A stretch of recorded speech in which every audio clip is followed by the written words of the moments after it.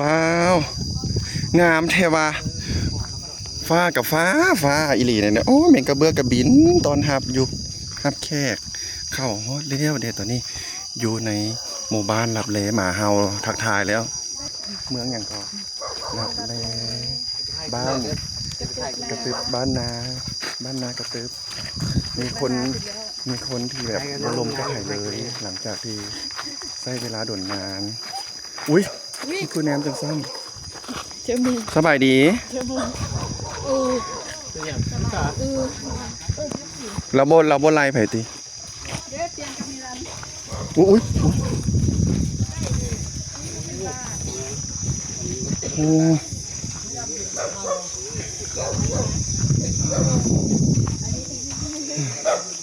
บ้านผู้ใดเอาเข้ามาบ้านผู้ใดโอ้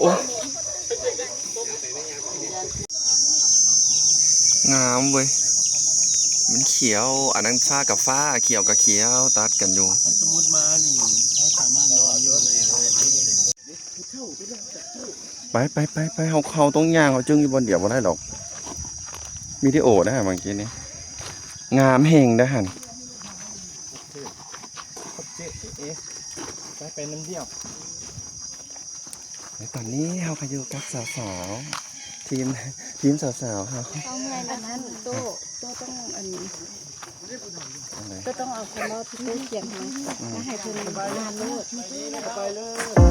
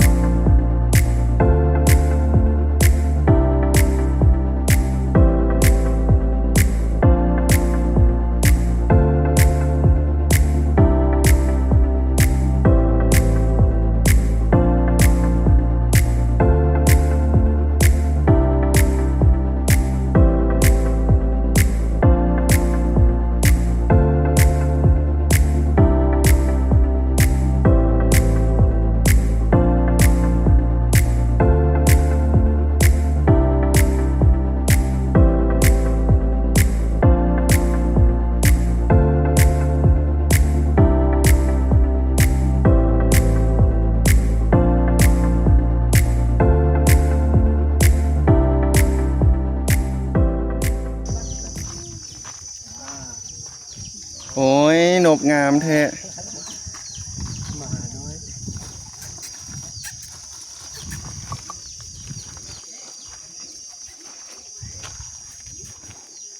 โอ้ยมนเลยสันอันนี้เขายางขึ้นมาอีกตัวนี้บ่มีอีหลีวะค่อยงงค่อยงึดหลายบ่มีผู้เฒ่าผู้แก่ดึกดำบรรพ์อีหลีนี่วะ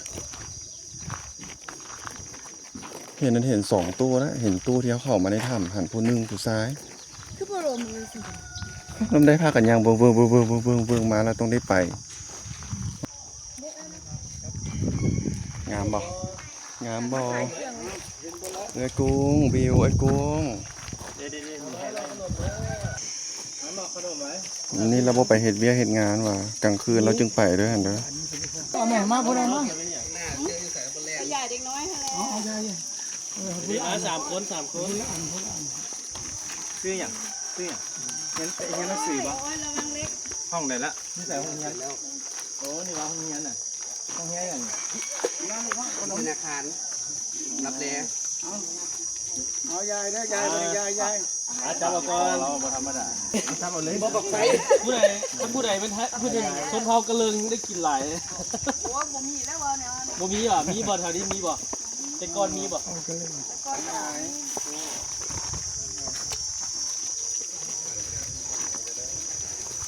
เนี่ยชนเผ่ากระเลิงกินบังไฟอยู่นี่เนาะเดี๋ยวชนเผ่ากันแต่มนเจ้าก็ปั๊บไปเลยเพิ่นคือว่าบ่แฮวอย่างเมื่อบ่น้ำบักไฟหั่นน่ะได้อยู่บักไฟคนกินลาก็ได้ดิอยู่นี่ไปสมนะ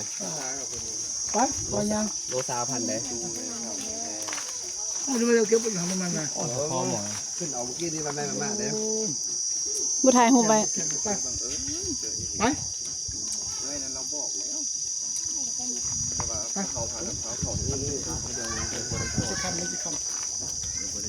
อันนี้กินบ่ กินบ่บ่กินละเบื่อกินละ ขึ้นไปถึงนี่มีอย่างไร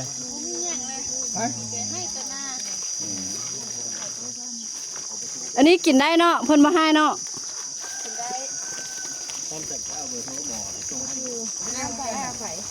มีน้ำไผ่สมุนน้ำ โท เจ้าร บอย หา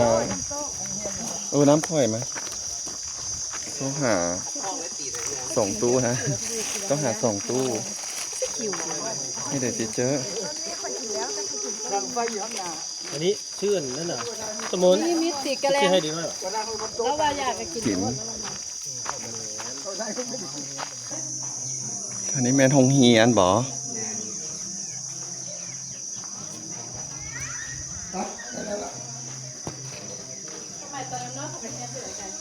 เงี้ยห่วงนะสิตอนยังอยู่เบื้องนี่พอส่งอยู่เบื้องนี่ เอาไปปรับไส้ยุงยันสายฝนเนาะมีเต้นกลางห้องอีก เป็นไม้ไผ่เป็นไม้ฟ้าเจ้ามาตีฟ้า จะมาใบน่ะใบ เข้าโรงเฮียนว่าหันตีแกง ก็ห้อยไปนี้ อันนี้มันซื้ออยู่ใส่นะหมักไฟ รถไฟเด้อซื้ออยู่เมืองรับแล เมืองลำแลจะไปตั้งต้นหมักไฟ แพ นะ งโอ้นึงเกือบ300,000เลย ป้า ใกล้เคยจับมาไว้ที่มั้ยจับตัวน้อยอ่ะ ไปโอ้ยบอสปอนเซอร์อีกแล้วเจ๊กงสปอนเซอร์โอ้ยงามเด้วิวเพิ่น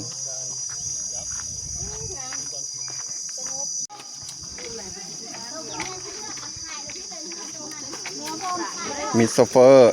ครับรถฮอนไดไปส่งเขาจะขึ้นรถโซลาร์เซลล์ไปแท้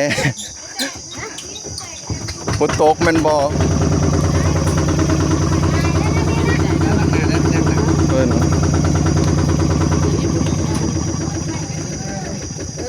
แนวนี้แท้เรื่องของแท้อากง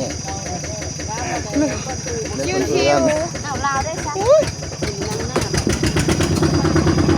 เอาแล้วที่ทายแล้วที่ทายแล้วที่แดดเลย อุ้ยเพิ่น คนเลงแม่ลุงค่อยนะ ท่านเหนื่อยบอกด้วยครับด้วยครับจอย จัดให้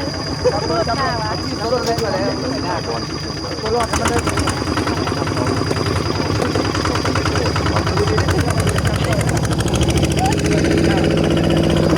ประสบการณ์ครั้งแรกได้ขึ้นรถหลายคนมันรถโซลาร์เซลล์บรรยากาศโซนเด้อไปกุ้งน่ะจะบุกมาจะบ่มวนบ่ค่อยมาบ่ค่อยลุ้นได้จะบ่มาจะบ่มวนเป็นได้ทำความรู้สึกครั้งแรกขึ้นรถโซลาร์เซลล์อีกนะอย่ามาเทเบื้องนี่เด้อ เขาจองพอดีว่าลงรถกันเลยเนี่ย พันมาป้าเขาก็คิดถึงให้เจ้าหนุ่มคิดถึงเจ้าได้ไหม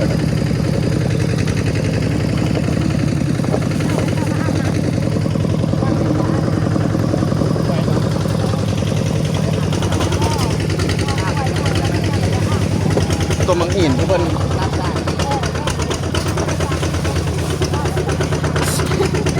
เพิ่นอยู่ทางกลางย่านอย่างพวกเขาพี่ไอโซเฟอร์ซื้ออย่างนะโอเคมันบอโอเคมันบอ พอมากับลูกชายได้มาด่าว่าต้องห่วง เขาได้ไอโซเฟอร์มีใบขับขี่แล้วมันบอใบมังยงมีแต่ใบอย่างบักไฟบอ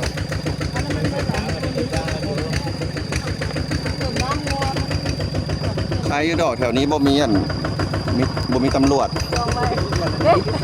อะไรดีเนาะ ก็มีอยู่ไหนตำรวจ วันละนี้ ตัวเองเว้นวะ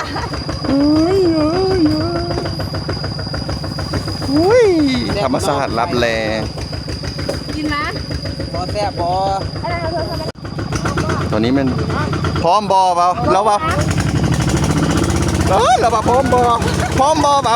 บ่พร้อมได้ปะ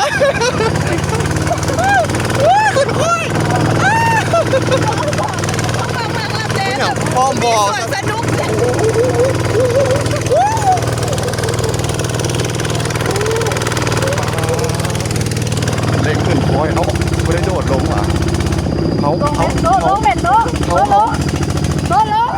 ได้บ่ได้ลูก โอ้ยใกล้ เอาแล้ว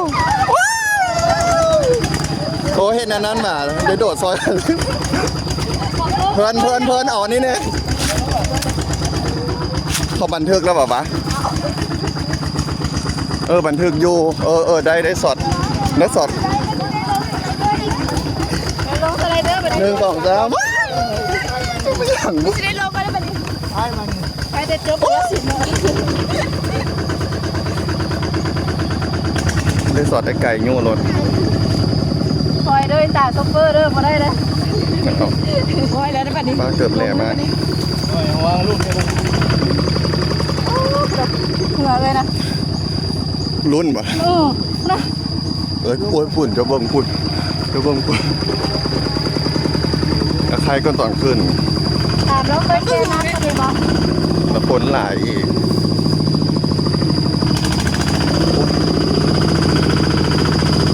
ทริปนี่มันรุ่นตลอดทาง มันต้องแบบเท้าอ่านตัวไรเลย มันรุ่น มัน ทุก เกิด วิ กับ นา ทุก ที เหตุการณ์ ทุกวินาทีคือสำคัญที่สุดในชีวิตเขานะก่อน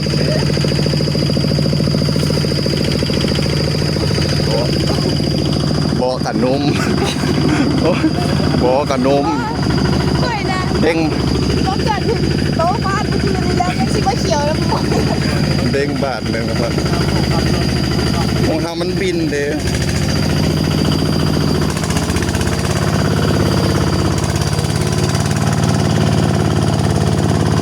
ไม่มนบโดดสวยเมื่อกี้นี่นะ ว้า ป้า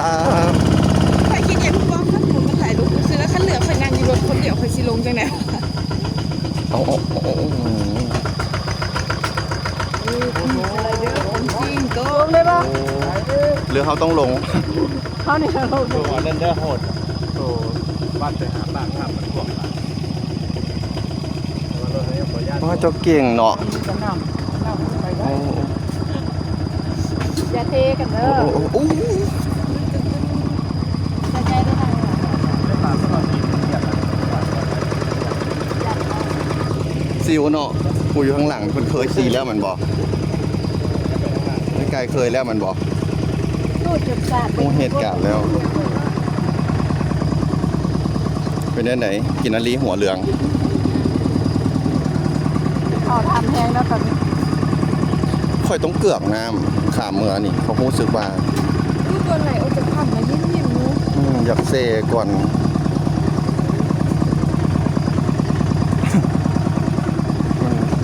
นั่นแหละเขาก็จะขึ้นตู่เขาขึ้นลงแล้วเขาจะ เออ มีเครื่องเหลือเฟือ เขาก็เอาส่งขาสั้นมาเปลี่ยนบัดขึ้นรถ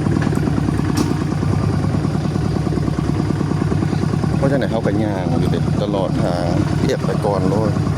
เหล็กเราไปตรงตู้ก้อนเลยค่ะสุดหรือสินักตื่น เพราะเหตุการณ์สำคัญแล้วเขาจะถ่ายใหม่เด้อ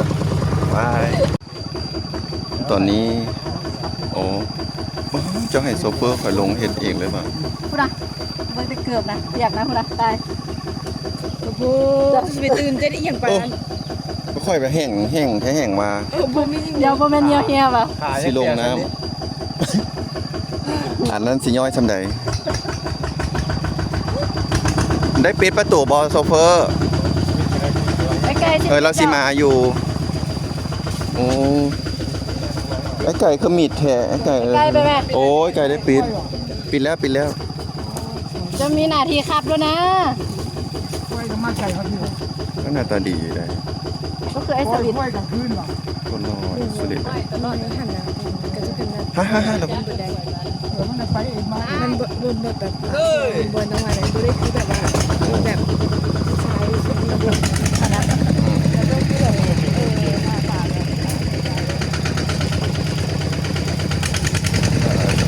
ดังผมสินะทางดังผมยิ้มแบบนะครับ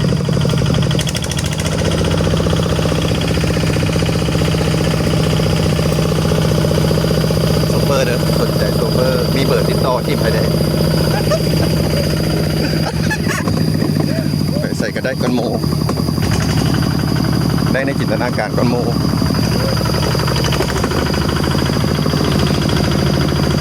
ามเดเมื่อยามได้มากลับไปนี่ดำปึกลึกเลยนะครับเนี่ย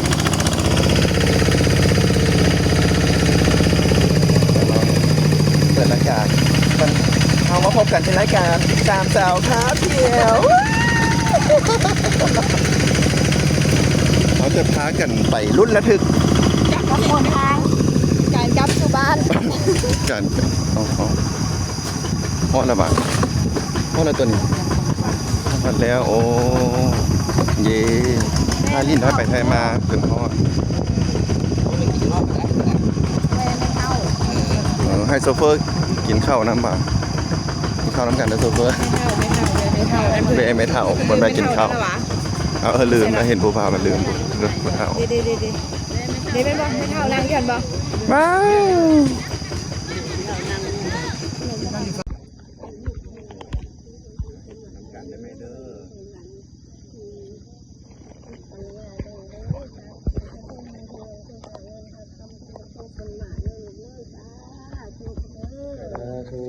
ถ้าลุงมีโอกาสแล้วกัน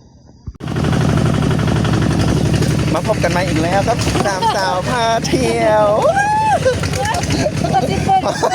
เขามาเปิดรายการต่อเลยตอนเขากำลังเดิน ฮอตละแดน กำลังเดินทางกลับรุ่นระทึกโอ้คนทางอันนี้เป็นหนทางน้ำขังเป็นอย่างเช่นเนาะฝนตกหน่อยนะนี่แต่จริงๆแล้ววันนี้เขาตกดีได้ฝนเขาลงเลยแต่เมื่อวานเนี่ยเปียกอ่อนยอดเขาเผื่อว่าเขาสิบมีบุญวาสนาได้เข้ามากลับมาจะทอดจะออกไปแล้วถามความรู้สึกของสาวคนแรกของเขาก่อนสาวตะมนอธิบายความรู้สึกที่หลังจากเขาออกมาแล้ว เต้นยังดาวไม่ใช่คนนี้ออกไปเลย ออกมาจากหมู่บ้านแล้ว เป็นเนื้อใดก็เข้าไปหัน จะได้เห็นชีวิตพระเจ้ากับคือชาวบ้าน แล้วเป็นเนื้อใดธรรมชาติโยหัน จะทำหนาอากาศเย็น อากาศเย็นบอกโดยเอาผู้ที่สองสาวผู้ที่สองต่อเลย มารุ่นเป็นอย่างนั้นตื่นเต้นตื่นเต้นจะไหน เหนื่อยค่ะ เจออย่างในเห็นอย่างในเที่ยวนะเที่ยวนาทีเที่ยวนี่ ไหว คลิปนี้เห็นควายซะเห็นควายแต่ว่าตบขาเลย นี่อันนึงเกือบควายซนเกือบไปอยู่น้ำควายโอเคให้เล่นๆแล้วแต่ตัวเล่นเป็นแบบคนญาติ แล้วก็เป็นนั่นก็เป็นความรู้สึกที่หลากหลายแตกต่างกันครับสำหรับของสาวคนสุดท้าย สาวคนน้องสุดตัวน้อยๆตัวน้อยๆขาวๆตัวน้อยๆขาวๆ80 โลรู้สึกโอเคเลยตื้นตันและคุ้มค่าที่สุดแล้วในทริปนี้มันเจอหลากหลายของอารมณ์ ของมือซึ้งแล้วกับมวนถ้าเบิ้งมาเขาสิพากันไปลงบวกก็ใส่ต่อติดตามเลยลุ้น ติดบวกบ่ โอเคกุ้งต้องหมักเลยทางแล้วนี่กุ้งต้องหมักเลย โอ้ตายเขาย่างเอาแล้วแหละ ลงรถยังดี ข้างล่างเหรอตรงนั้นนี่บ่นี่บ่ ว่า กัดแล้ว สามสาวพาเที่ยวช่วงที่2อะไรบางทีพักเบรก อะไรทำไม่ได้ทำแล้ว เขาอันช่วงที่2จะเป็นการแบบอันซุบซิบนินทาคนที่โบมา เก็บตู แต่กุ้งเกี่ยมโตอ๋อเราคือเอี้ยวสันอู้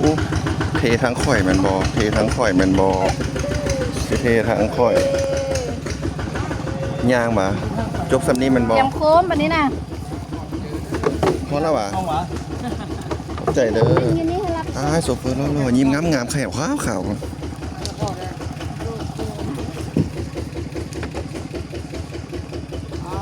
สิเกาะมุมแล้วแบบนี้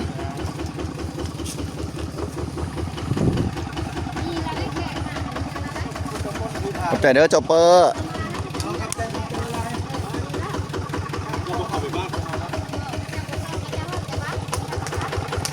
โอ้ มีรถไถมีรถไถ เข้ามาแก้มาเข้ามา ปักๆเอาไว้เลยว่ะ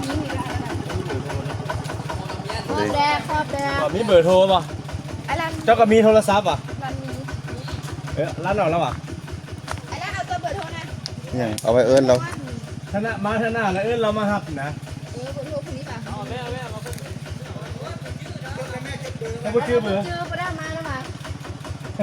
ก ระจดเบอร์เขาให้เราเพิ่มกับเจี้ยเขากับมีบิ๊ก เขาสิพี่ฮู้เขาสิมาตอนไหน แม่คนสิโทรหา ให้บอกให้เราบอกเงินแล้วก็โทรหาเอาเบอร์มาให้เรา เอาทรงที่สองเอาทรงที่สองคือได้ลงยางมันเป็นเบรกของมันเด็กเบรกเขา เขากำลังสิเข้าถ้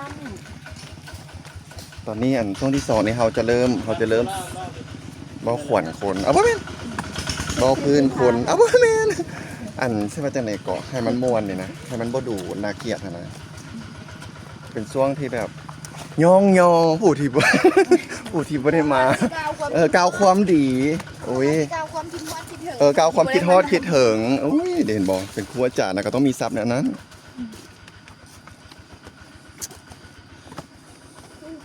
มีหูไว้หูจนอื้อตาจนลายเมื่อกี้นี่ คักเนาะมันเก่งเนาะ อืม ครับยอดเลยคอยคิดว่ามันสิได้ห้องมันได้เกือบ ไปคิดว่าโต๊ะที่ถึงเทลงเลย ค่อยคือว่าค่อยต้องได้กิ้งยุกบวกจักใดทุกหนึ่งบัดนี้เฮาสิบ่แท้เด้อค่อยสิเกือกน้ำเด้อขากลับนี่นะ มา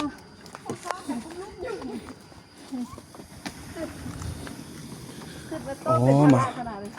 โดดตาย โต๊ะลงไป บ่ค่อยเห็นอันสองเอื้อยนั้นโดด เห็นบอก แล้วค่อยกระโดดน้ำไอ้ไก่แล้วก็ลงเลยดิค่อยเอ้าบ่ได้ตัว นั่นนะ โดดน้ำกันฮะ จะได้เบิ่งแล้วอันโบน้ำมันนะ เบิ่งแล้ว เบิ่งมาละที ตอนนี้เป็นตอนเดินทางกลับสู่บ้านเมืองของเราคืนหลังจากที่เราเข้าไปทัวร์2 มื้อ 1 คืน สุดเก่าที่ ญาติ เจอก ลับบ้านก่อนเด้อ ที่จริงก็2มื้อที่2แล้วนูสุดเก่าอีก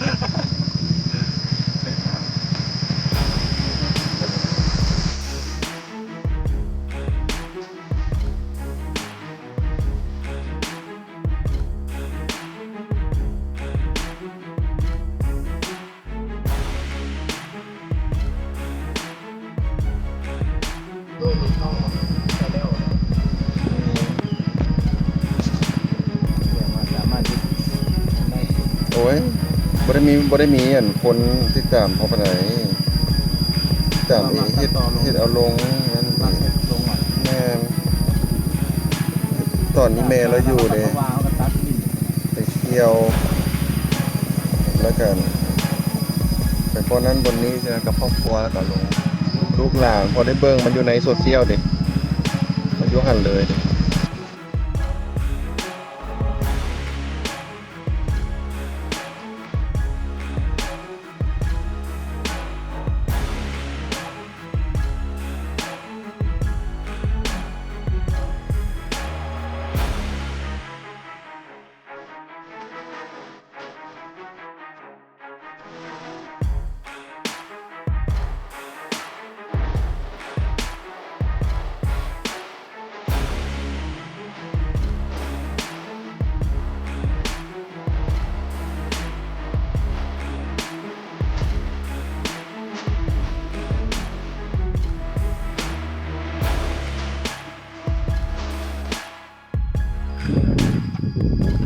และโซนที่ 3 ของเฮา เมาขวัญคนต่อ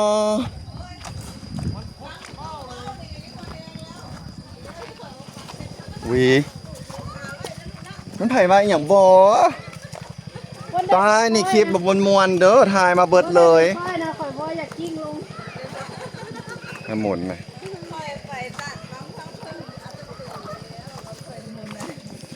2 มื้อ 1 คืนของพวกเฮาสำเร็จไปได้ด้วยดี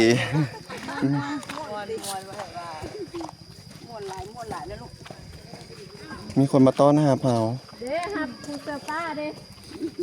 กินข้าวพี่หน่อยแม่ มีคนคิดฮอดคนบางคน ได้กินเฟอร์เหรออันยังไม่ได้กินข้าวนะหรอ ยัง บ่มีเวลา บ่มีเวลาเพราะว่ามวนแฮงดื่มด่ำบรรยากาศโอ้ย นั่งตัวหิวแล้วกินเฟอร์ ดื่มด่ำบรรยากาศ มวนแฮง หนุนเพิ่นนำ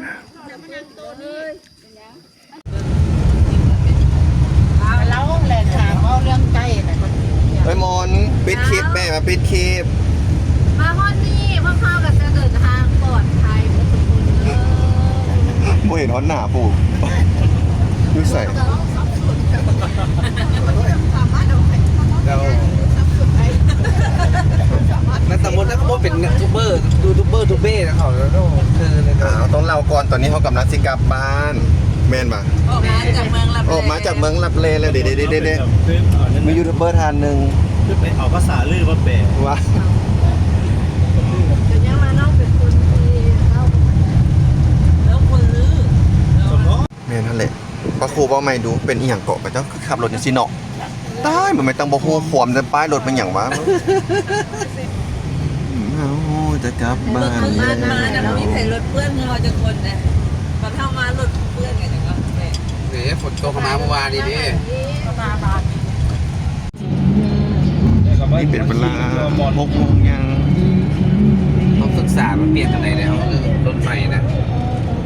เดินทาง แสงตะเวนลับฟ้าสุริยาคอยคำโอ้งามเด้